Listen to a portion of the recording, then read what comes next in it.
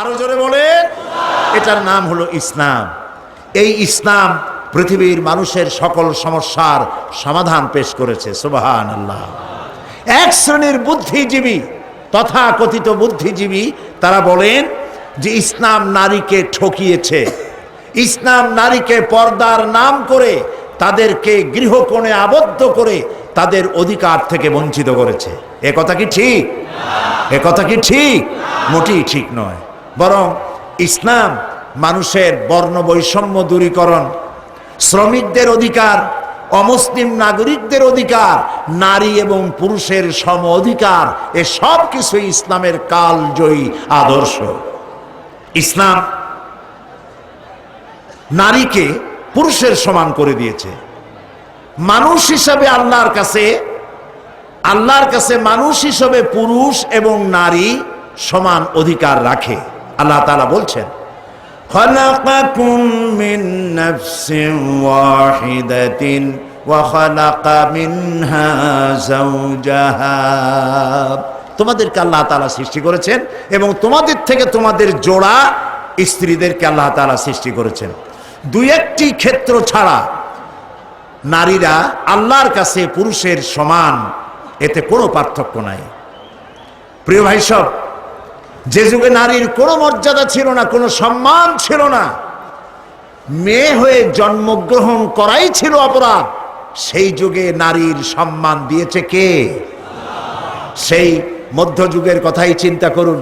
নবী করিম সাল্লাল্লাহু আলাইহি সাল্লাম যখন পৃথিবীতে এসেছেন তখন কন্যা সন্তান জন্মগ্রহণ করা ছিল পাপ। মেয়ে হয়েছে শোনা মাত্রই তাকে আছাড় দিয়ে মেরে ফেলে দিত এবং তাদেরকে মাটির ভিতরে গর্ত করে জীবন্ত পুঁতে জীবন্ত কবর তাদেরকে করে দিত। এভাবে তাদেরকে মারত। যার কারণে আল্লাহ তাআলা কোরআনে কারিমে বলেছেন, বিআইয়ি যামবিন কুতিলাত, কোন অপরাধে এই বাচ্চা সন্তানগুলিকে, কন্যাদেরকে মারা হচ্ছে। প্রিয় ভাই সব, হাদিস শরীফে এসেছে, বনু তামিম গোত্রের সর্দার কায়েস বিন আসেম বলে এক লোক নবী করিম সাল্লাল্লাহু আলাইহি ওয়াসাল্লামের কাছে ইসলাম কবুল করার জন্য এসেছেন। আল্লাহর নবী তাকে বললেন, সে যখন স্বেচ্ছায় ইসলাম কবুল করার জন্য এসেছে, নবীজি বললেন, পড়ো লা ইলাহা ইল্লাল্লাহু মুহাম্মাদুর রাসূলুল্লাহ।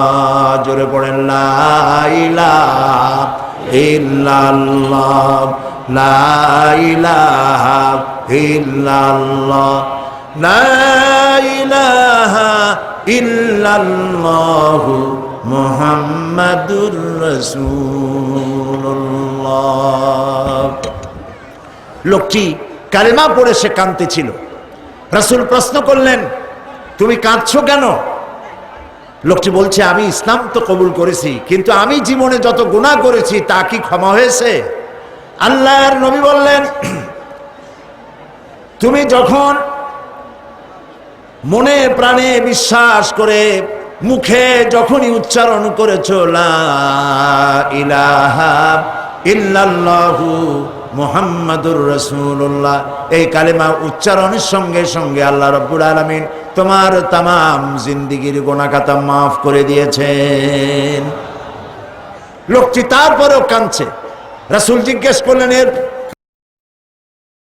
বলছে, আমি কাঁদছি এই কারণে, ইয়া রাসূলুল্লাহ, আমি যে অন্যায় করেছি এই অন্যায় তো মাফ হওয়ার কথা না।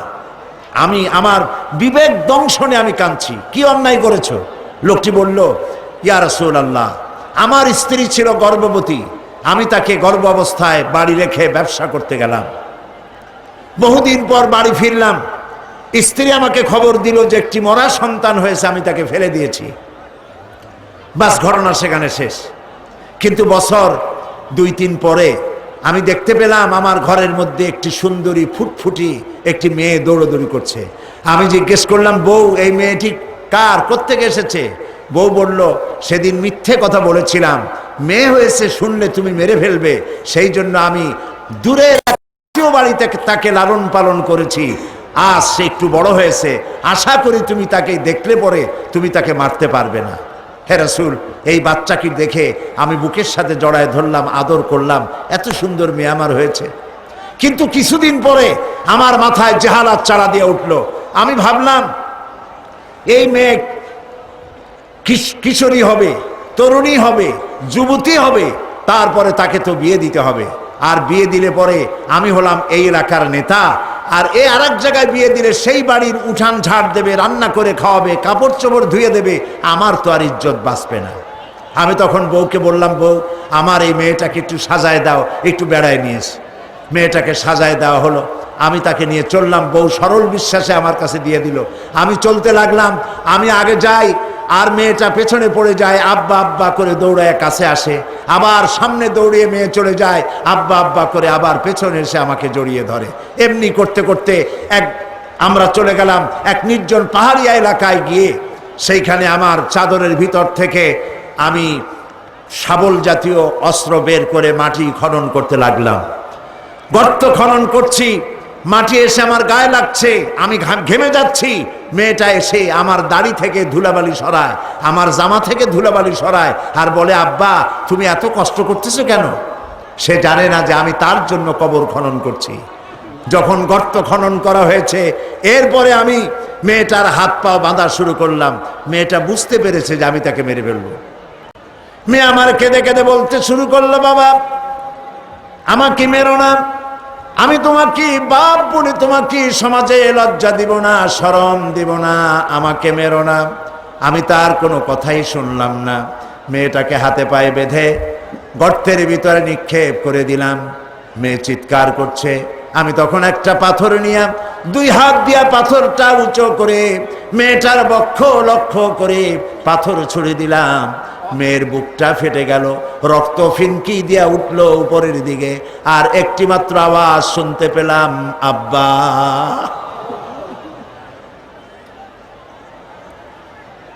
হাদিস শরীফে লেখা হয়েছে, নবী করিম সাল্লাল্লাহু আলাইহি ওয়াসাল্লাম ঘটনা শুনতেছিলেন, আর নবীজির দুই চোখ থেকে পানি গড়িয়ে পড়তেছিল, দাড়ি ভিজে ভিজে পড়তেছিল।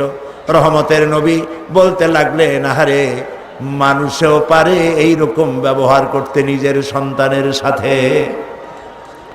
যেই যুগে নারীর কোনো সম্মান ছিল না, নারীর কোনো মর্যাদা ছিল না, সেই যুগে মর্যাদা দিলেন যিনি, তার নাম মুহাম্মাদুর রাসূলুল্লাহ সাল্লাল্লাহু আলাইহি ওয়াসাল্লাম। নবীজি মর্যাদা দিলেন, আল্লাহ নিজে মর্যাদা দিলেন। নারী এবং পুরুষ আল্লাহর কাছে সমান কিনা কোরআন দিয়া প্রমাণ করে দেখাই। এক বিন্দু তারতম্য নাই। সুবহানাল্লাহ বলেন। এক বিন্দু তারতম্য নাই। এক শ্রেণীর বুদ্ধিজীবীরা ইসলামের কাছ থেকে নারীদেরকে সরায় দেয়। আমি সেই জন্য বলি, উদাত্ত কণ্ঠে বলি, চিৎকার দিয়া বলি, আমার দেশের মেয়ে লোকেরা যদি জানতেন যে ইসলাম তাদেরকে কি সম্মান দিয়েছে আর কি অধিকার দিয়েছে, তাহলে নারী অধিকার, নারী পক্ষ নাম করে সংগঠন না করে, বরং ইসলাম তাদেরকে যে অধিকার দিয়েছে সেই অধিকার পাওয়ার জন্য সবাই সংগ্রাম করত। সরকারের কাছে বলতো, তোমাদের দেওয়া অধিকার চাই না, কোরআন যেটা দিয়েছে সেই অধিকার ফিরাইয়া দাও।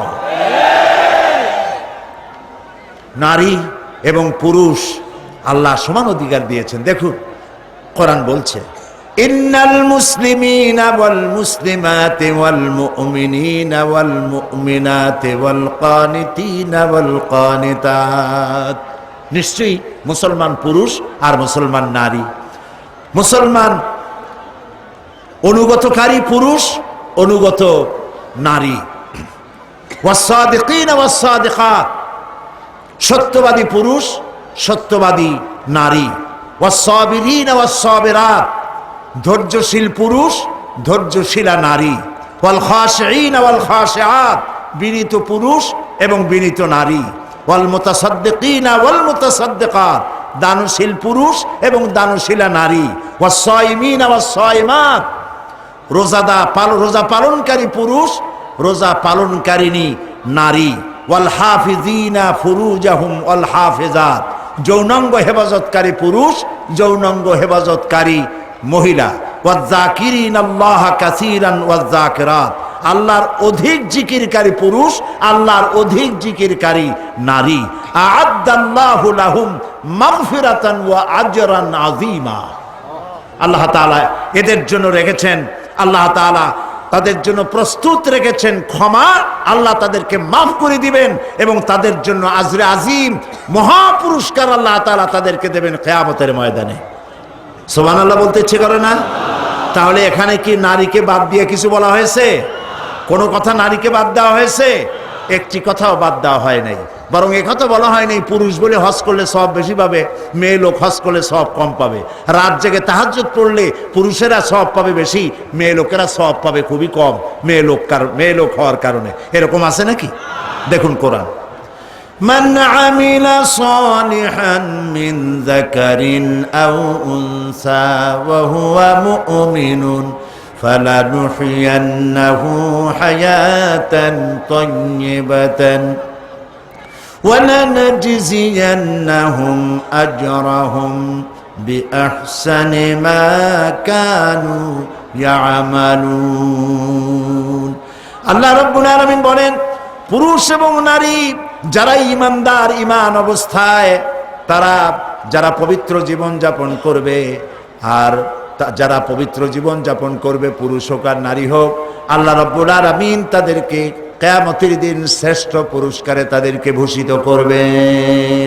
পুরুষ আর নারী আল্লাহর কাছে জান্নাতে, নারী এবং পুরুষ জান্নাত উভয়ের জন্য।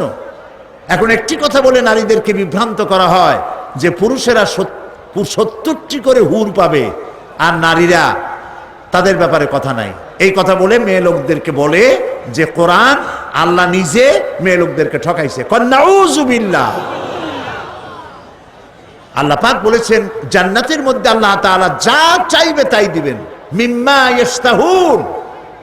যে মেয়ে লোক জান্নাতে যাবেন, তার স্বামী যদি জান্নাতি হয় তাহলে তাকে তার স্বামীকেই দিয়ে দেওয়া হবে।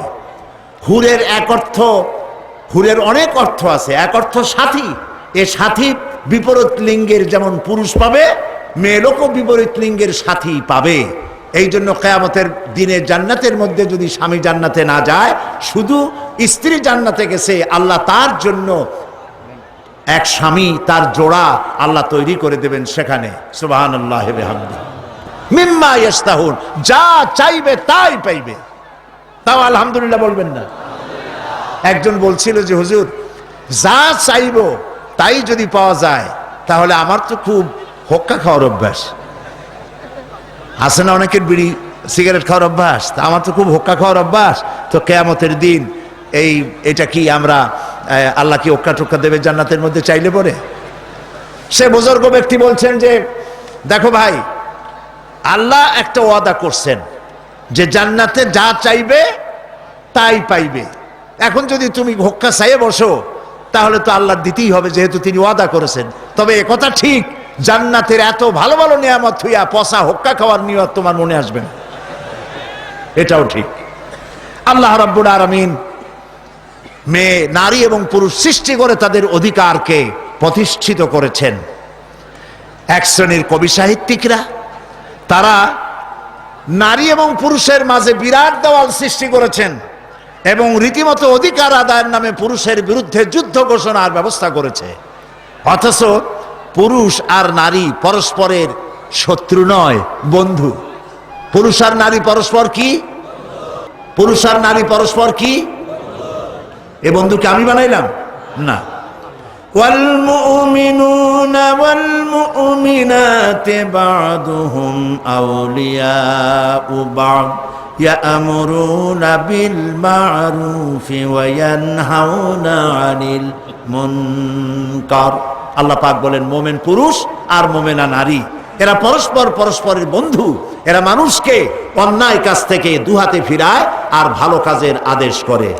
প্রিয় ভাই সব, একজন নারী, একটা মেয়ে লোক পৃথিবীতে যখন আসে তখন তার জীবনে 3টা স্তর হয়। বলেন তো কয়টা স্তর? 3টা। ভালো করে লক্ষ্য করুন। প্রথমে সে হয় কন্যা, কন্যা হিসাবে সে নারী। এরপরে যৌবন পাওয়ার পর যখন বউ হয় তখন বধূ হিসাবে নারী। এরপরে সে মা হয় তখন মা হিসাবে নারী। নারীর জীবনের এই 3টি স্তর, আর কোনো স্তর নাই। এই 3টি স্তরে ইসলাম কি দিয়েছে বুদ্ধিজীবীরা কান খাড়া করে তারা শুনুক। দুনিয়ার মানুষ কি দিয়েছে আর ইসলাম কি দিয়েছে। প্রিয় ভাই সব, আল্লাহর নবী বলেন একটি ঘরে যখন একটি কন্যা সন্তান প্রসব করে নারী, ওই ঘরের ভিতরে একটা রহমতের ফেরেশতা আগমন করে। রহমতের ফেরেশতা এসে বলে, আসসালামু আলাইকুম ইয়া আহলাল বাইত, হে ঘরের গৃহবাসীরা, তোমাদের উপরে আল্লাহর রহমত বর্ষিত হোক। এই কথা বলে ফেরেশতা নবজাতক কন্যার মাথার কাছে গিয়ে তার নূরের তৈরি ডানা বুলাতে থাকে আর বলতে থাকে, এই কন্যা সন্তানটিকে যে আদব শিখাবে, দিন শিখাবে, ভালোবাসবে, আর এটিকে যে আদব আর দিন শিখায়া তাকে সাহায্য করবে, আল্লাহর সাহায্য তার জন্য কিয়ামত পর্যন্ত অব্যাহত থাকবে। এই কথা কিন্তু কোনো পুত্র সন্তানের জন্য বলা হয় নাই, বলা হয়েছে কি সন্তানের জন্য? কন্যা সন্তানের জন্য। আমার দেশে বহু লোক আছে বারবার মেয়ে হয় স্ত্রীর, এই জন্য বউকে তালাক দিয়ে দেয়, মুখ কালো করে থাকে, বউর সাথে কথা কয় না, শ্বশুর বাড়ি যায় না, বউকে তালাক পর্যন্ত দিয়ে দেয়, নাউজুবিল্লাহ। প্রিয় ভাই সব, কন্যা সন্তান হওয়ার জন্য কে দায়ী? স্বামী দায়ী না স্ত্রী দায়ী? কেউ দায়ী না, কাউকে দায়ী করা যাবে না। দেন কে? বলেন সবাই। এ কোরআনে কারিমে আল্লাহ রাব্বুল আলামিন বলেছেন, আমি কাউকে কন্যা সন্তান দেই, পুত্র সন্তান দেই না, কাউকে পুত্র সন্তান দেই, কন্যা সন্তান দেই না, কাউকে কন্যাও দেই, পুত্রও দেই, কাউকে কিছুই দেই না। ইন্নাল্লাহা আলা কুল্লি শাইইন কাদির। সমস্ত জিনিসের উপরে ক্ষমতা রাখেন কে? আল্লাহ রাব্বুল আলামিন। নবী করিম সাল্লাল্লাহু আলাইহি ওয়াসাল্লাম বলছেন, মান আলা জারিয়াতাইন হাত্তা তাবলুগা যা ইয়াউমাল কিয়ামাতে আনা ওয়া হুয়া কাহাতাইন ওয়া দাম্মা আসাবিহু। রাওয়াহু মুসলিম। মুসলিম শরীফের হাদিস। নবীজি বলেন, কেউ যদি দুই কন্যার পিতা হয়, শুনতেছেন কথা? কেউ যদি দুই কন্যার পিতা হয় আর কন্যা দুটিকে যদি লালন পালন করে, স্নেহ করে, আদব করে, দিন শিখায়, ঈমান শিখায়, তাহলে ওই দুই কন্যার পিতা আর আমি মুহাম্মদ সাল্লাল্লাহু আলাইহি ওয়াসাল্লাম জান্নাতের ভিতরে পাশাপাশি অবস্থান করব। সুবহানাল্লাহ। এরকম একটি হাদিস পুত্র সন্তানের জন্য নাই। রাসূলুল্লাহর সব পুত্র সন্তান ইন্তেকাল করেছিলেন, একজনও ছেলে বেঁচে নাই। ছিল বেঁচে? আল্লাহ রাব্বুল আলামিন দেখেন কোরআনে বলছেন, মা কানা মুহাম্মাদুন আবা আহাদিম মির রিজালিকুম ওয়ালাকিন রাসূলুল্লাহি ওয়া খাতামান নাবিয়্যিন। মুহাম্মদ সাল্লাল্লাহু আলাইহি ওয়াসাল্লাম তোমাদের কোনো পুরুষদের পিতা নন। কথার হিকমত দেখেন। মুহাম্মদ সাল্লাল্লাহু আলাইহি ওয়াসাল্লামের ছেলে ছিল না? বলেন ছিল না ছেলে? আল্লাহ তাআলা বলছেন যে মা কানা মুহাম্মাদুন আবা আহাদিম মির রিজালিকুম, মুহাম্মদ সাল্লাল্লাহু আলাইহি ওয়াসাল্লাম তোমাদের কোনো পুরুষদের পিতা না, কিন্তু ছেলে তো হয়েছিল, কিন্তু ছেলে মারা গেছে তুহুলিয়াতে, বাচ্চা অবস্থায়, রেজাল্ট পর্যন্ত পৌঁছায় নাই, পুরুষ হওয়া পর্যন্ত, যেখানে রাজুল বলা হয় সেই রাজুল হওয়া পর্যন্ত পৌঁছায় নাই, তিফলের হালতে মারা গেছে। আল্লাহর কথা কত হিকমাতানা হাকিমানা আন্দাজের কথা, তোমাদের কোনো পুরুষের পিতা তিনি নন। ছেলেরা সব মারা গেল, বেঁচে ছিল কারা? গোটা হাদিস গ্রন্থ সব তালাশ করুন, সমস্ত সন্তান মারা যাওয়ার পরেও একদিন, ছেলে সন্তান মারা যাওয়ার পরে নবীজি একদিনের জন্য হাত তুলে বলেন নাই, রব্বুল আলামিন আমার ছেলেগুলি তুমি নিয়ে গেছো, দয়া করে একটা ছেলে আমারে দাও। দোয়া করলে কবুল হইতো না? আরে ভাই কত কর না কেন? নবীজির কি হাত তোলা লাগে? না না, হাত তুলে মোনাজাত করা লাগে না, মুখ দিয়া বলা লাগে না। আমার নবী তো সেই মাকামের নবী, মনে এরাদা করতে দেরি আছে, মঞ্জুর হতে দেরি নাই।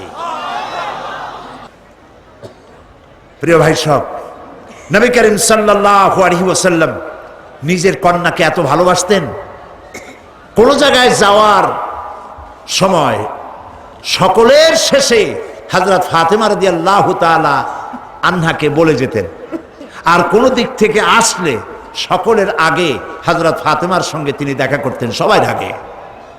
হাদিস শরীফে এসেছে একবার নবী করিম সাল্লাল্লাহু আলাইহি সাল্লাম মুখ মলিন করে বসে আছেন। সাহাবায়ে কেরাম নবী করিম সাল্লাল্লাহু আলাইহি সাল্লামের সঙ্গে কথা বলতে সাহস পাচ্ছে না কেউ।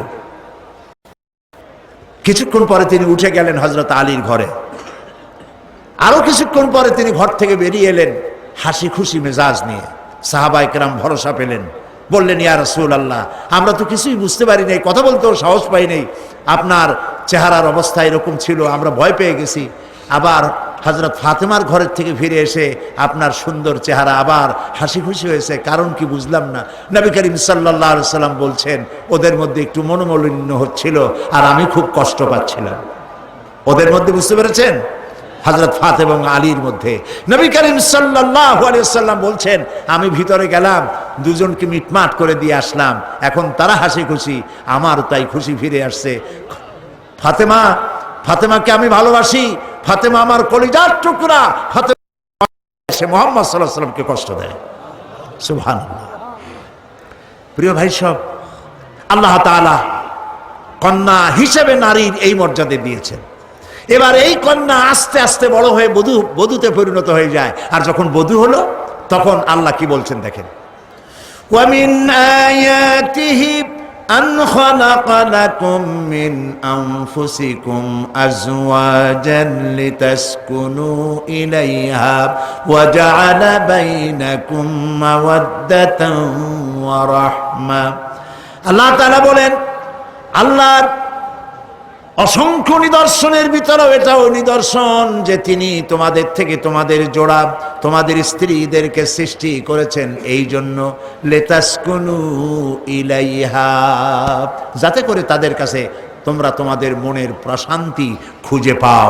আর তোমাদের উভয়ের মধ্যে আমি ভালোবাসা আর করুণা সহৃদয়তার সৃষ্টি করি।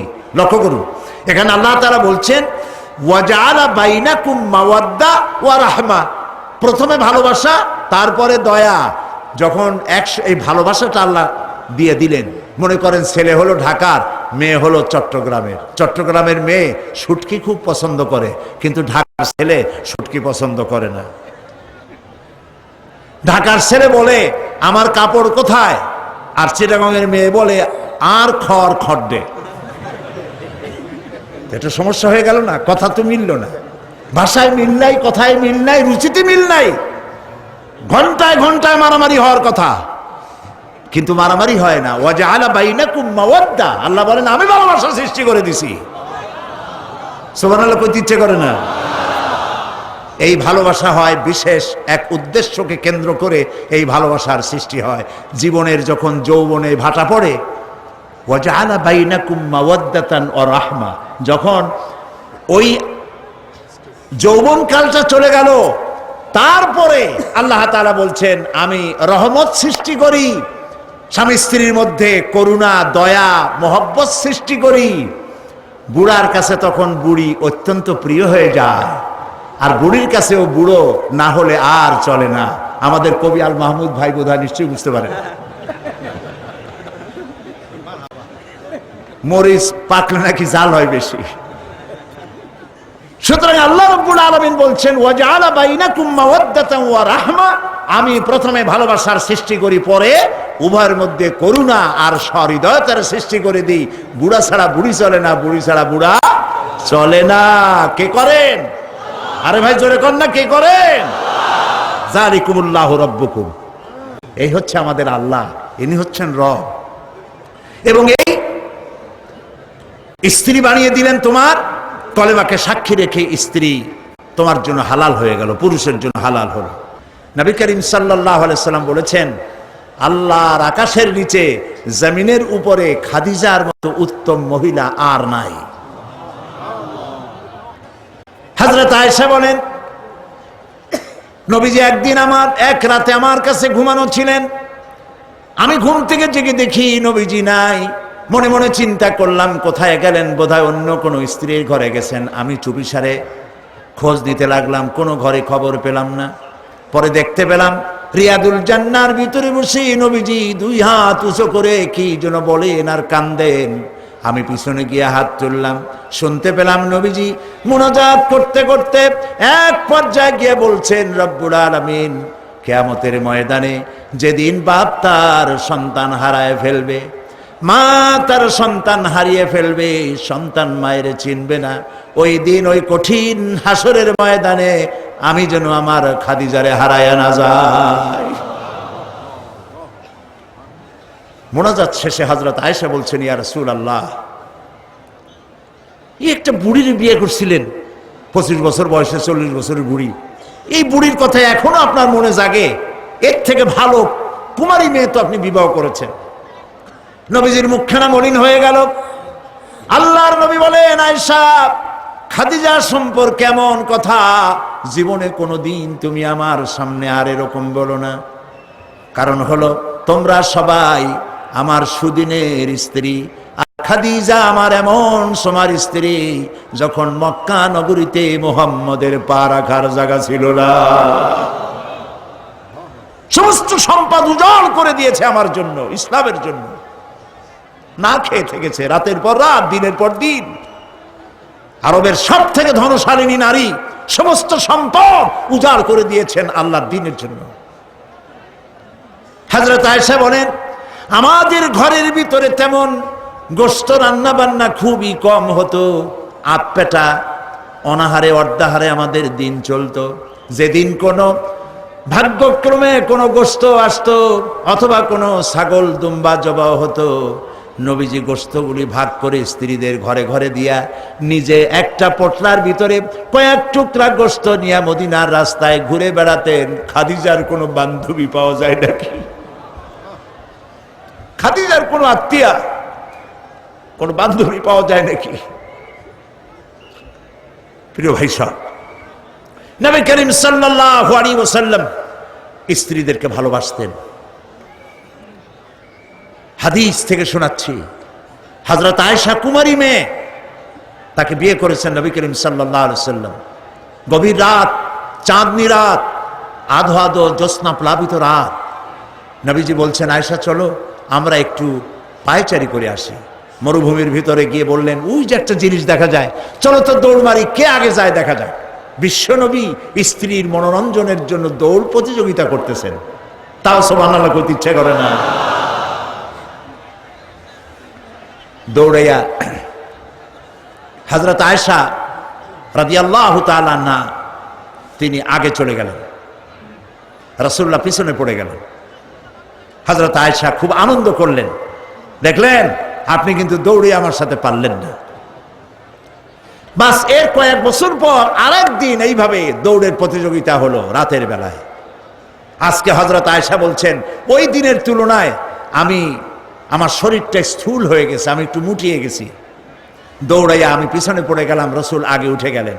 আমি হাঁপাতে হাঁপাতে যখন নবীজির কাছে গিয়ে দাঁড়িয়েছি, রাসূলুল্লাহ তাবাসসুম মুস্কি হেসে আমার দিকে তাকিয়ে বলছেন, আয়েশা, ওই সেই দিনের প্রতিশোধ আজ নিলাম।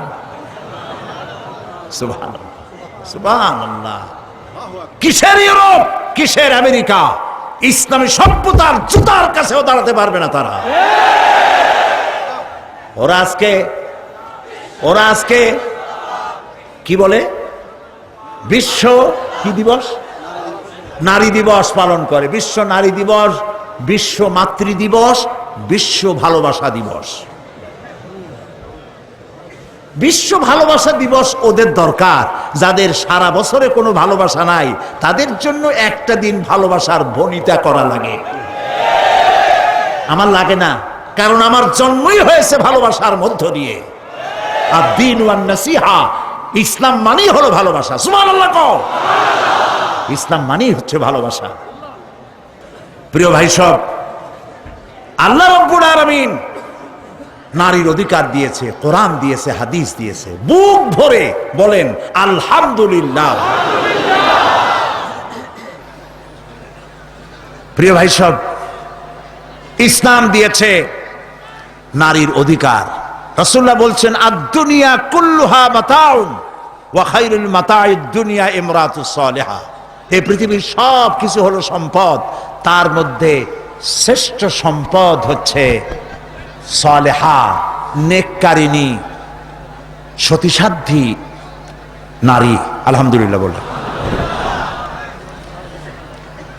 আল্লাহর নবী বলেন, আমার কাছে তিনটি জিনিস প্রিয়, নামাজ আমার কাছে প্রিয়, সুগন্ধ আমার কাছে প্রিয়, আর স্ত্রী আমার কাছে প্রিয়।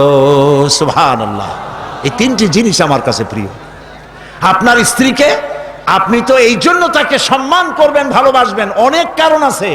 একটা কারণ তো এই, যেই রাস্তা দিয়ে আপনি জাহান্নামে যেতেন সেই রাস্তায় আপনার স্ত্রী প্রহরীর মতো রাত দিন দাঁড়িয়ে আছে সেখানে। ব্যাখ্যা দেওয়ার কোনো প্রয়োজন নেই। সুতরাং আপনার স্ত্রীকে আপনি ভালোবাসবেন এবং তাকে আপনি সম্মান দিবেন। ইসলাম নারীকে অর্থনৈতিক অধিকার দিয়েছে, বলেছে ফাতুহুন্না উজুরাহুন্না ফরিদা, ফরজ রূপী দায়িত্ব হিসাবে মহারণার টাকা আদায় করে দাও। এখন মহারণার টাকা আদায় করা হয় না, এখন বিবাহ মজলিসগুলিতে বলা হয় মহারণা কত? মহারণা হচ্ছে 21,21,101 টাকা, 11,11,101 টাকা। একটা 1 টাকা থাকা লাগবে। কোথায় পাইছেন এটা? একটা 1 টাকা থাকা লাগবে। আর এই যে মহারণা বাঁধা হয়, এই মহারণার টাকা আদায় করা অধিকাংশ ক্ষেত্রে আদায় করা হয় না। কথা ঠিক কিনা? কথা ঠিক কিনা? বরং উল্টা মহারণা আদায় করে নেয়। কারণ বলেন, পাত্রপক্ষ। পাত্রপক্ষ মহারণা আদায় করে নেওয়ার সময় আদায় করার জন্য ঘটক, এগুলোর কি বলে? ঘটক। কোন কোন এলাকায় এদেরকে উচ্চ নাক বলা হয়। এদের কাজ হলো পরস্পরের মধ্যে বিবাহ দিতে গিয়ে মিথ্যা কথা বলা, উচ্চ নাক। তো এরা বলে যে অমুকের ছেলে অমুকের মেয়ের বিবাহ হবে, ছেলেকে দিতে হবে কি? ছেলেকে দিতে হবে ল্যান্ড ক্রুইজার, ছেলেকে দিতে হবে গুলশানে বাড়ি, 10 লক্ষ টাকা ক্যাশ, মঙ্গল গ্রহে অফিস। বলে ছেলে লেখাপড়া জানে কি? কলেজের বারান্দা দিয়ে কয়েকদিন ঘুরে টুরে আসছে, গলায় সোনার সেন্টেনও আছে, মাথায় ভাল্লুকের মতো চুলও আছে। এরপরে এইভাবে করে এক অপাত্রে মেয়েদেরকে দেওয়ার ব্যবস্থা হয় টাকা পয়সার বিনিময়। মহারানাটা ওরা নিয়ে গেল।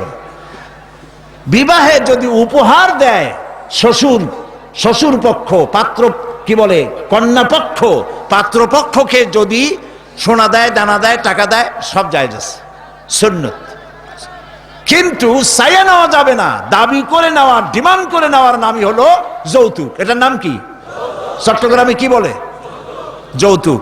এই যৌতুক হলো শ্বশুরের সাথে এক প্রকারের কৌতুক। এইভাবে করে চাইয়া টাকা আদায় করা হারাম। চাইয়া টাকা আদায় করা কি? আজকের এই বিশাল তাফসীরুল কোরআন মাহফিলে আমি জানতে চাই যে এই যাদের ছেলে আজ পর্যন্ত বিয়ে দেন নাই, বিবাহ দিতে গিয়ে কন্যা পক্ষের কাছ থেকে হারাম চাইয়া যৌতুক আদায় করে ছেলে বিয়ে দিবেন না, এই রকমের লোক ওয়াদা করতে পারবেন না? মনে করবেন এই কথা যে আল্লাহ মাহফিলে আজকে আসলাম কেন? আচ্ছা দেখি তো, যারা ছেলে বিয়ে দেন নাই তারা ওয়াদা করবেন এই কথা বলে যে আমার ছেলে বিবাহ দিতে গিয়ে যৌতুক 1 পয়সাও, 1 থেকে নিয়ে 1000 কোটি যা হোক, যৌতুক চাইবো না, বিনা যৌতুকে ছেলে বিবাহ দেব। কারা কারা দেবেন? ছেলেওয়ালারা হাত তোলেন তো।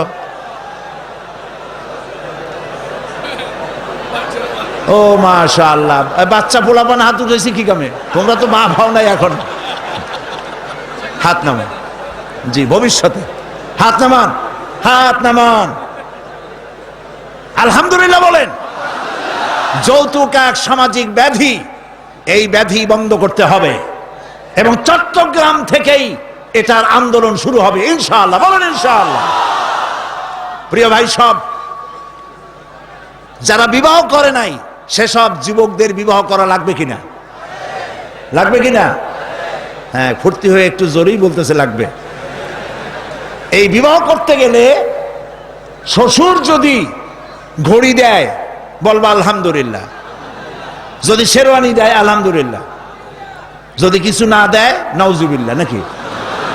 তাও আলহামদুলিল্লাহ। বরং তুমি কেন ফকিরের ছেলে পেলে না তো তোমরা? যুবকদের বলতেছি, ফকিরের বলাবান না তো। তো বউ ওই কি বলে, যারে বিবাহ করবা সেই শ্বশুর বাড়ির টেলিভিশন না হইলে দেখা যাবে না তুমি কি খয়রাতির পোলা। যদি এখন তো দেখতেই হয়, তো বউয়ের বাপের কাছ থেকে টেলিভিশন না নিয়া মসজিদ গুলার সামনে শুক্রবার দিন থাল পাতে বসে যাইও। তাও কন্যা পক্ষের কাছ থেকে চাইয়া নিবা না। কিছু দিলে আলহামদুলিল্লাহ, না দিলেও বিনা যৌতুকে নিজের পায়ে দাঁড়াইয়া চাকরি করে বিয়ে করবা। চাকরি কামাই রোজগার না করিয়া নিজে বাপের হোটেলে খাও, আরো একজন আনিয়া মেহমান বানাইও না। কাজ করবে, চাকরি করবে, ব্যবসা করবে, তারপরে নিজের টাকা দিয়া বাপের টাকা দিয়া বিয়ে করিয়া বউরে রানী বানাইয়া ভালোবাসার সিংহাসনে বসাবে, তাকে কোনো কিছু খোটা দিবে না। এটা এই জন্য বলি, বাংলাদেশে একটা কি বলে ওটাকে, যৌতুকের একটা গরু দেওয়া হয় নাই, টেলিভিশন দেওয়া হয় নাই বলে গরুর মতো পিটিয়ে স্ত্রীকে হত্যা করা হয়েছে। হাজারো ঘটনা বাংলাদেশে আছে। বিনা যৌতুকে বিয়ে করবে যে সব বীর তরুণ চট্টলার যুবকের এবার হাত উঁচু করে দেখাও। ও মাশাআল্লাহ, এখন তো দেখা যায় কেউ বিয়ে করে নাই।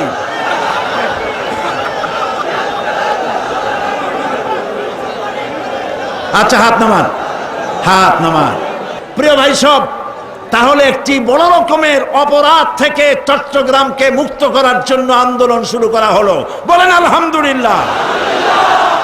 প্রিয় ভাই সব, আল্লাহ তাআলা এই নারী যখন বিবাহ হলো, আল্লাহ তাআলা তাকে অধিকার দিলেন, শিক্ষার অধিকার, লেখাপড়ার অধিকার, পড়ার অধিকার, সব অধিকার দিলেন।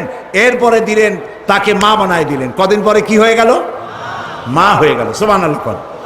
এখন কিন্তু ইজ্জত আরো বাড়লো। মা হওয়ার পর ইজ্জত কি হইল? আরো বেড়ে গেল। আল্লাহর নবীর কাছে প্রশ্ন করা হয়েছে।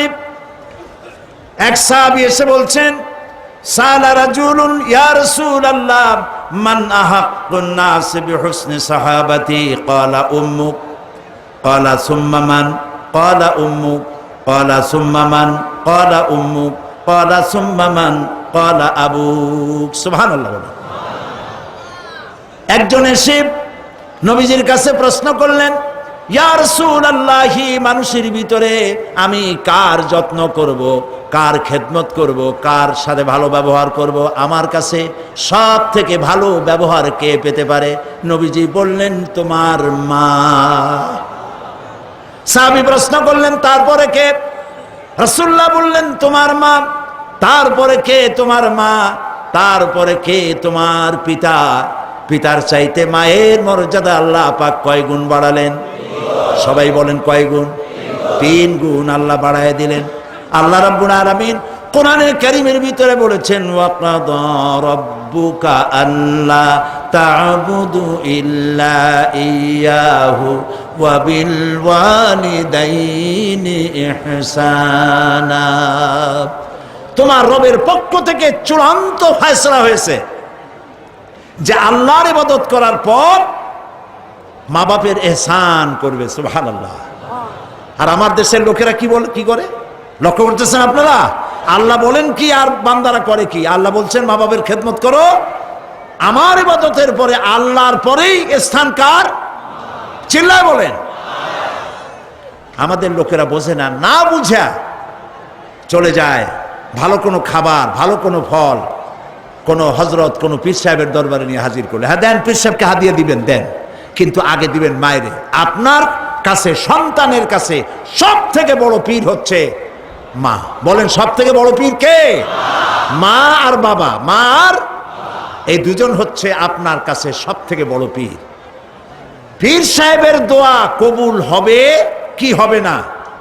আলেম সাহেবের দোয়া কবুল হবে কি হবে না? সন্দেহ আছে। 50-50। দোয়া কবুল হইলেও হইতে পারে, না হইলেও না হইতে পারে। কিন্তু মা বাপ যদি দোয়া করে, আল্লাহর দরবারে দোয়া মঞ্জুর হয়ে যায়। 100% দোয়া কবুল হয়ে যায়। সুবহানাল্লাহ বলে। প্রিয় ভাই সব,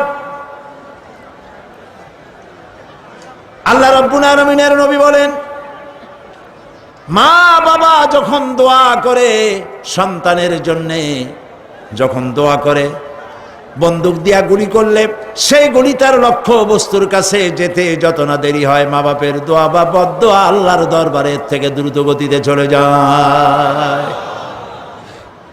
মাকে খাওয়াও। বুড়া মা আছে না? বলেন আছে না? মা যখন বুড়া হয়ে যায়, বউয়ের কথা মতো সন্তান মায়ের সাথে খারাপ ব্যবহার করে, মুখ মলিন করে থাকে, কথা বলে না, আর মনে মনে বলে, প্রকাশ্য বলে, অনেকের সামনে বলে, বুড়ি মরে না কেন? নাউজুবিল্লাহ। বলেন নাউজুবিল্লাহ। তুমি কারে মরতে বলো? কারে মরতে বলো? তোমার মা তোমার যখন অসুখ হয়েছে, যত্ন করেছি, বুকের সাথে আগলায় ধরেছে, সারা রাত শিয়রে বসে বসে, বিদ্যুৎ ছিল না ঘরে, কেরোসিনের ল্যাম্প জ্বালায়া, চেরাগ জ্বালায়া কোরআন শরীফ তেলাওয়াত করেছে, আর শেষ রাতি দুইখানা হাত রব্বুল আলামিনের দরবারে তুলে দিয়ে কেঁদেছে, রব্বুল আলামিন, আমার বাঁচাধনকে আমার জীবনের বিনিময় আল্লাহ তুমি বাঁচাইয়া দাও। যে মা বললেন, আমার জীবনের বিনিময় আমার ছেলে তুমি বাঁচাও, মেয়েরে বাঁচাও, সেই ছেলে বড় হইয়া বউয়ের পাগল হইয়া বলে, বুড়ি মরে না কেন? নাউজুবিল্লাহ, নাউজুবিল্লাহ। মাকে সম্মান করুন, মাকে ভালোবাসুন। আল্লাহ রাব্বুল আলামিন বলেন, ওয়াওয়াসাইনাল ইনসানা বিওয়ালিদাইহি ইহসানা হামালাতুহু উম্মুহু কুরহা ওয়া ওয়াদাআতুহু কুরহা ওয়া হামলুহু ওয়া ফিসালুহু 30 শাহরা। আমি সমগ্র মানব গোষ্ঠীকে উপদেশ দিচ্ছি, তোমরা তোমাদের ওসিয়ত করছি, তোমরা তোমাদের মা বাপকে সম্মান করো। তোমার মা তোমাকে গর্ভধারণ করেছে অত্যন্ত কষ্টের সাথে, ডেলিভারি করেছে অত্যন্ত কষ্টের সাথে, আর 30টা মাস বুকের দুধ দিয়ে তোমারে মানুষ করছে। সুবহানাল্লাহ, সুবহানাল্লাহ। প্রিয় ভাই সব, মা বাপ যদি হাত তোলে, চোখ দিয়া পানি পড়ে, দোয়া কবুল হয়ে যাবে। সুবহানাল্লাহ। এই যে হযরত বাইজিদ বুস্তামি রহমতুল্লাহ আলাইহের এই দরগায় আপনারা যান, হযরত বাইজিদ বুস্তামি যখন ছোট্ট ছিলেন, তার মা অসুস্থ, গভীর রাত্রে মা জেগে বলছে, বাবা আমি তো পানির পিপাসায় শেষ হয়ে যাচ্ছি, একটু পানি পান করাও। বাচ্চা দেখলেন ঘরের মধ্যে পানি নাই, বাইরে কোথার থেকে পানি জোগাড় করলেন, এসে দেখেন মা ঘুমায় গেছে। শীতের রাত, বাচ্চা দাঁড়ায় আছে পানি নিয়ে। ফজরের সময় মায়ের ঘুম ভেঙেছে, তাকিয়ে দেখে বাইজিদ দাঁড়ানো। বাইজিদ তুমি দাঁড়ানো কেন? কাঁপতেছো কেন? ছেলে বলছে, মা আপনি পানি চাইছিলেন। তা পানি চাইছিলাম, তা কি হয়েছে? তা আমি তো ঘরে পানি পাই নাই, দূরে গিয়ে পানি আনছি, আনি দেখে আপনি ঘুমাই গেছেন, আমারই উঠাও নাই কেন? আপনার ঘুমের ক্ষতি হবে। তা তুমি নিজে ঘুমাও নাই কেন? এই জন্য যে আপনি জায়গায় যদি আবার পানি চান আর সময় মতো না দিতে পারি, তাহলে তো আপনার কষ্ট হবে। সেই জন্য মা আমি দাঁড়ায় রয়েছি, আপনি পানি খাবেন, সেই পানি নিয়ে। বাইজিদের মা হযরত বাইজিদকে বিছানার উপরে আরাম করে শোয়াই দিয়া উযু করে নিজে নামাজ পড়লেন। নামাজ আদায় করে দুইখানা হাত আল্লাহর দরবারে তুলে ধরে বলেন, রব্বুল আলামিন, আমি বাইজিদের মা, আমার ছোট্ট বাইজিদ আমার জন্য যে কষ্ট করেছে, আজ তার এই কষ্ট দেখে আমার কলিজা ঠান্ডা হয়ে গেছে। আমি মা হয়ে আমার বাইজিদের জন্য দোয়া করি, রব্বুল আলামিন, আমার বাইজিদকে তুমি সুলতানুল আরিফিন বানায়া দাও। দোয়া মঞ্জুর হয়েছে না হয় নাই? সুবহানাল্লাহ। প্রিয় ভাই সব, এই জন্য মা বাপকে সম্মান করতে হবে, মহব্বত করতে হবে এবং তাদের জন্য দোয়া করতে হবে। দোয়াটা আল্লাহ শিখাই দিয়েছেন। এমনকি মা বাবের সামনে চোখ মোটা করে কথা বলবে না, চোখ মোটা করে মা বাবের সামনে কথা বলবে না। আল্লাহ ইচ্ছা করলে চোখ অন্ধ করে দিতে পারেন। পীরের সামনে যত গিয়ে মহব্বত করে ঘাড় কাট করে বসো, তোমার বড় পীর, তোমার মা, তোমার বাবা, তাদেরকে শ্রদ্ধা করো, সম্মান করো, কলজা দিয়ে মহব্বত করো।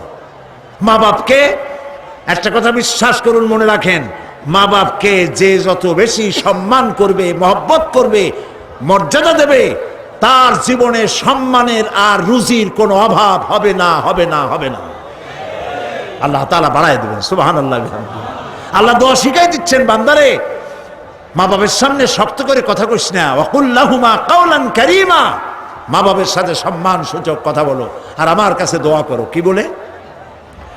আল্লাহ রাব্বুল আলামিন দোয়া শিখায় দিচ্ছেন, রব্বিরহামহুমা কামা রাব্বায়ানি সাগীরা। সবাই পড়েন, রব্বিরহামহুমা কামা রাব্বায়ানি সাগীরা। আবার পড়েন, রব্বিরহামহুমা কামা রাব্বায়ানি সাগীরা। আল্লাহ তাআলা শিখাই দিলেন, বান্দারে দোয়া কর, আয় আমার রব, আমার মা বাপ আমাকে যেমন ছোটবেলায় স্নেহের কোলে লালন পালন করেছে, মাবুদ গো তুমি আমার মা বাপকে সেইভাবে তোমার রহমতের কোলে লালন পালন করো। আল্লাহ দোয়া শিখাই দিচ্ছেন। এই দোয়া প্রত্যেক নামাজের পর আপনারা পড়বেন। মনে থাকবে ভাই? জোরে বলেন, মনে থাকবে? আল্লাহ যেন আমাদেরকে মনে রাখান, আমরা বলি আমিন। প্রিয় ভাই সব, মা হিসাবে আল্লাহ তাআলা এই মর্যাদা বৃদ্ধি করে দিলেন। নারীর তিনটা স্তর বললাম, কন্যা, বধূ, মাতা। তিনও স্তরে ইসলাম যে মর্যাদা দিয়েছে, এর থেকে বেশি মর্যাদা পৃথিবীতে কেউ দিতে পারে নাই। এখন এই নারীদেরকে যাদের এত মর্যাদা আল্লাহ দিলেন, মর্যাদা তো এত বাড়াই দিলেন, সন্তানের জান্নাত মায়ের পায়ের তলে ঢুকাই দিলেন। সুবহানাল্লাহ বলেন, সুবহানাল্লাহ বলবেন না? মেয়ে লোকের মায়ের পায়ের তলে তার সন্তানের বেহেশত আল্লাহ ঢুকাই দিলেন। সম্মান করো, মর্যাদা করো। যারা মা বাবার সাথে বেয়াদবি করছো, আজকের রাতে মায়ের কাছে গিয়ে, বাপের কাছে গিয়ে পাও দুটো জড়ায় ধরো আর বলো, আব্বা আম্মা আমি তো ভুল করছি, বেয়াদবি করছি, বুঝি নাই, আল্লাহর রাস্তায় আমারে মাফ করে দেন। মাফ করে দেবে না? দিবে। মা বাবার চাইতে সন্তানের জন্য কল্যাণকামী কে আছে? বউর কথা মতো খবরদার কখনো মা বাবার সাথে নাফরমানি করবেন না। মনে থাকবে? মনে থাকবে? আল্লাহ তাআলা মনে রাখার তৌফিক দিক, আমরা বলি আমিন। প্রিয় ভাই সব, এই নারীকে সম্মান দিয়ে আল্লাহ তাআলা বলেছেন নারীরা যেন পর্দায় থাকে।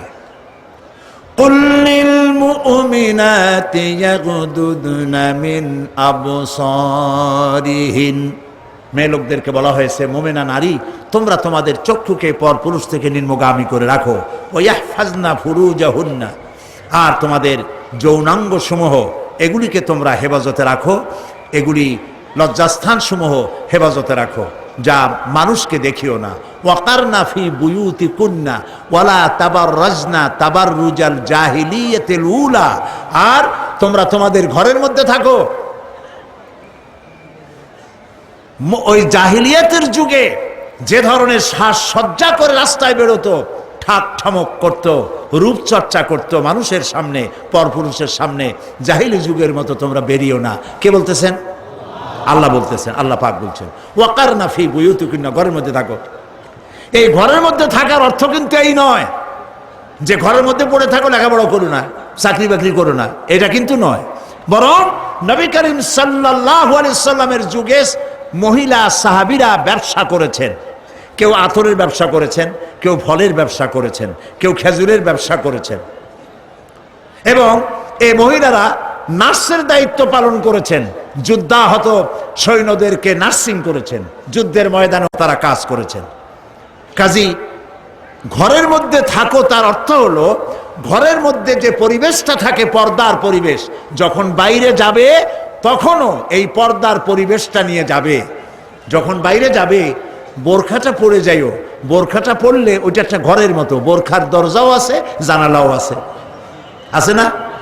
যেখানে সুযোগ আছে জানলা খুলে দেন, মুখের কাপড়টা উঠাইয়া দেখেন যেখানে সুযোগ আছে, আর যেখানে সুযোগ নাই জানলা বন্ধ করে দেন, ঠিক না? এই বোরখা পরতে বলা হয়েছে, বোরখা পরে চলবেন। এই বোরখাটা একটা নিয়ামত। বাংলাদেশ নিয়ে কথা বলি, এই বাংলাদেশে আজ পর্যন্ত যত নারীর মুখে অ্যাসিড পড়েছে, একটা দৃষ্টান্ত চাই। আপনারা বলেন আমাকে যে বোরখা পরা একটা মেয়ে লোকের মুখে অ্যাসিড পড়েছে, প্রমাণ দেন। পারবেন প্রমাণ দিতে? পারবেন? কেন পারবেন না বলেন? কারণটা কি? কারণ হলো এই, মেয়ে লোকটা যখন বোরখা পরলো সে আল্লাহর হুকুম পালন করলো। কার হুকুম পালন করেছে? আর তখন আল্লাহর দায়িত্ব হয়েছে নারীর সতীত্বের এবং তার শরীরের হেফাজতের দায়িত্ব নেওয়া। এই জন্য বোরখা পরা নারীর মুখে অ্যাসিড পড়ে না। মা বোনেরা যারা আজকে রাস্তায় বসে, প্যান্ডেলে বসে, বিভিন্ন জায়গায় বসে, বাড়িতে বসে আমার কথা শুনছেন, আমি মা বোনদেরকে বিনীতভাবে আরজ করি, যখন আপনি বোরখা ছেড়ে যে সব মেয়েরা রূপচর্চা করে চুল পিছনে ছেড়ে দিয়ে লিপস্টিক লাগায় রূপচর্চা করে যখন কোনো দোকানে যায়, তখন দোকানের সেলসম্যান বলে, ভাবি আসেন আসেন, এই শাড়িটা পরলে আপনার দারুণ মানাবে। আরে শয়তান, শাড়ি বদলে মানাবে কিনা তার স্বামী বলবে তুই কেনা। এখন দোকানদার যদি ভাবি বলে তাতে কি মর্যাদা বাড়ে? বাড়ে না। আপনি দেখেন বোরখা পরেন, চাদর পরেন, দোকানে যান, দোকানি বলবে খালাম্মা, সাসিয়াম্মা, বসেন বসেন, সম্মান করে বসতে দেবে এবং আপনার সামনে কাপড়গুলি খুলে ধরবে যেটা আপনার প্রয়োজন নেবেন। তাহলে বোরখায় কি সম্মান কমায় না বাড়ায়? কমায় না বাড়ায়? মা বোনেরা বোরখা পড়ুন, চাদর পড়ুন। আপনার মেয়ে কলেজ গোয়িং, ইউনিভার্সিটি গোয়িং যেসব বয়সপ্রাপ্ত মেয়ে আছে, আল্লাহ কোরআনে বলেছেন এমন একটা চাদর পরো যেই চাদরটা পরলে পরে মাথাটা, বুকটা, গলাটা ঢাকা হয়ে যায়, এমন একটা চাদর পরো। এই চাদর পরা মুসলমানদের জন্য ফরজ। মুসলমানদের জন্য কি? আজ ফ্রান্সের প্রেসিডেন্ট জ্যাক শিরাক, এই জ্যাক শিরাক এক বিরাট সাংঘাতিক একটা বাজে কাজ করেছে। তিনি তার দেশে কলেজে, বিশ্ববিদ্যালয়গুলোতে মুসলিম মহিলাদের মুখে চাদর পরা, হিজাব পরা নিষিদ্ধ ঘোষণা করেছে। আমরা আজকে চট্টগ্রাম তাফসীরুল কোরআন মাহফিলের লক্ষ লক্ষ মানুষের উপস্থিতিতে বাংলাদেশের কণ্ঠ বাতাসে মিশিয়ে দিচ্ছি। পত্রিকার মাধ্যমে যদি সাংবাদিকরা পৌঁছাতে পারেন ভালোই হবে।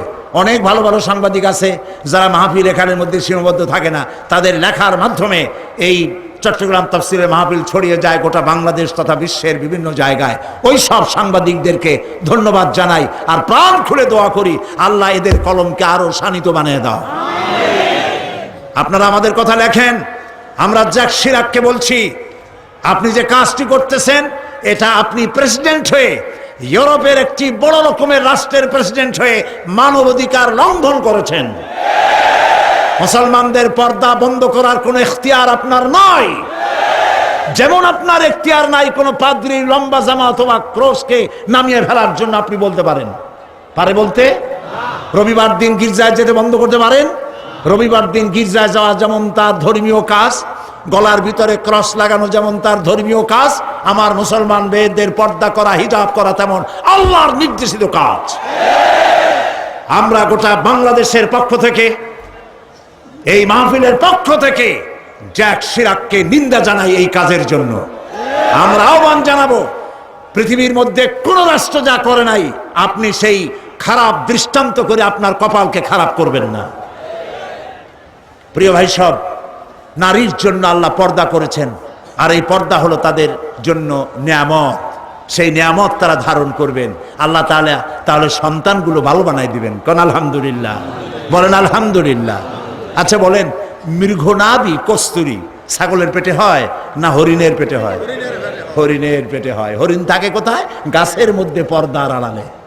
ছাগল থাকে কোথায়? মাঠে ঘাটে, পথে ঘাটে, যেখানে সেখানে। কাজে ছাগলের মৃগনাভি তো ভালো, দড়ি ধরলেও গোসল ওয়াজিব হয়ে যায়, দুর্গন্ধের ঠেলা। আর জঙ্গলের ভিতরে হরিণ থাকে, মৃগনাভি কস্তুরী আল্লাহ দান করেন, যার সুগন্ধ এখানে নাড়া দিলে সারা মাহফিল বিমোহিত হয়ে যাবে। আল্লাহ নিয়ামত পর্দায় থাকে। নারীদেরকে আল্লাহ পর্দায় থাকতে বলেছেন। এই পর্দায় থাকলে পরে কস্তুরী সম সন্তান আল্লাহ দান করবেন। আর যদি পর্দায় না থাকেন, যে সন্তান হবে হবে মিস্টার বল্টু বাবু, মন্টু মিয়া। ভয়ের চোটে মানুষ অস্থির, তার চোখ গর্তের ভিতরে কি খাইছে, চোখ গেছে গর্তের মধ্যে। 2 কেজি চাউল বাবা যায় 2 চোখে, চুল মাথা দিয়ে ঝুলানো। প্যান্ট পরছে, সে প্যান্ট পরা অবস্থায় সেলাই করছে না কেমনে করছে আল্লাহ জানে। জুতার মধ্যে এত বড় বড় লোহা বটন লাগানো, গলায় এত বড় মোটা সেন। জাহান্নামের আগেই সালাসিলা ওয়া আগলালাম ওয়া সাইরা, জাহান্নামের শিকল আগেই পড়ছে গলায়। রাস্তায় মানুষে দেখে আর বাপ বাপ করে পলাইতে থাকে, বলতে থাকে আল্লাহ এই শয়তানেরে গজব দাও, এই শয়তানেরে যে মায় পেটে রাখছে তার কলেরা দাও, ওর বাপেরে বসন্ত দাও। আর ছেলে যদি ভালো হয়, মানুষ দোয়া করে, আরে এই ছেলেটা এত ভালো, আল্লাহ এই ছেলেটির প্রতি রহম করো, এই ছেলের যে মায় পেটে রাখছে সে মায়ের রহম করো, ওর বাপের রহম করো। সুবহানাল্লাহ, আল্লাহুম্মা আমিন। ربنا ظلمنا أنفسنا وإن لم تغفر لنا وترحمنا لنكونن من الخاسرين সবাই পড়েন আমার সাথে ربنا ظلمنا أنفسنا وإن لم تغفر لنا وترحمنا لنكونن من الخاسرين سبحانك اللهم وبحمدك نستغفرك ونتوب إليك سبحانك اللهم وبحمدك نستغفرك ونتوب إليك أي الله رب العالمين 5 দিন ব্যাপী তাফসীরুল কোরআন মাহফিলের সমাপনী দিবসে লক্ষ লক্ষ মানুষ ভিক্ষুকের মতো কাঙ্গালের মতো তোমার দরবারে গুনাহ ভরা হাত নিয়ে তোমার দরবারে হাত তুলেছি রব্বুল আলামিন আমাদের গুনার দিকে তাকায়ও না আমাদের বদ আমলের দিকে তাকায়ও না আমাদের চোখের দিকে তাকাও আমাদের মুখের কাকুতি মিনতির দিকে তাকাও রব্বুল আলামিন দয়া করে আমাদের জিন্দেগীর গুনাহ মাফ করে দাও রব্বুল আলামিন